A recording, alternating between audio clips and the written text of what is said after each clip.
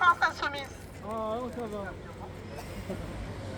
Camarades, amis, nous sommes rassemblés aujourd'hui parce que le peuple palestinien est soumis à un génocide. Et parce que ce qui se passe à Gaza n'est ni une erreur ni un conflit. C'est la violence d'un système impérialiste qui refuse de reconnaître la vie des Palestiniens et des Palestiniennes. Aujourd'hui, le capitalisme mondialisé ne connaît qu'une seule loi, celle de la violence, du pillage, de la domination. À Gaza, les bombes sont tombées, les quartiers ont été rasés, les hôpitaux ont été détruits. Aujourd'hui, il n'y en a plus. Plus de système de soins, plus de refuge, plus de protection. Et à l'heure où nous parlons, ça continue. Ce sont les civils qui meurent, des femmes, des enfants, tout un peuple. Et pendant ce temps-là, des moutons sont évacués hors du territoire.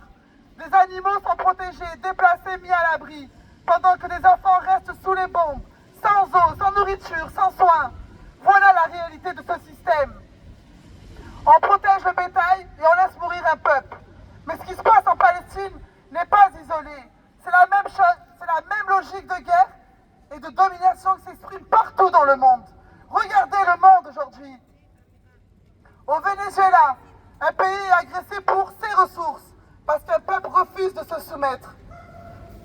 Au Groenland, on parle d'annexion, comme en temps des colonies, comme si les territoires et les peuples étaient des marchandises. Et regardez l'Iran, les mêmes puissances qui prétendent vouloir protéger des manifestants et manifestantes contre leur gouvernement, les mêmes qui donnent des leçons de droits humains au monde entier, soutiennent le massacre du peuple palestinien. Ils disent défendre la liberté en Iran, mais ils bombardent Gaza. Ils arment Israël, ils répriment la manifestation pro-Palestine. Ils criminalisent la solidarité. Ils poursuivent les militants, les manifestants, les étudiants, les syndicalistes. Quelle hypocrisie! Nous le voyons bien. Ce sont Israël et les États-Unis qui sont à l'origine de cette situation du monde. Avec la complicité de certains gouvernements occidentaux. Ils ne sont pas neutres, ils dirigent, ils arment, ils couvrent. Israël se présente comme une démocratie, mais mène une politique coloniale, raciste et meurtrière. Un État qui affame une population détruit toute possibilité de soins et organise le nettoyage ethnique d'un peuple. Aucune leçon de droit humain à donner.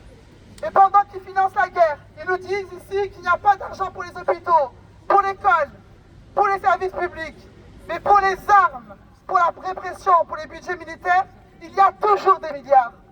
Alors nous le disons clairement, arrêt immédiat des bombardements à Gaza, fin du blocus criminel, arrêt des livraisons d'armes à Israël, justice et liberté pour le peuple palestinien.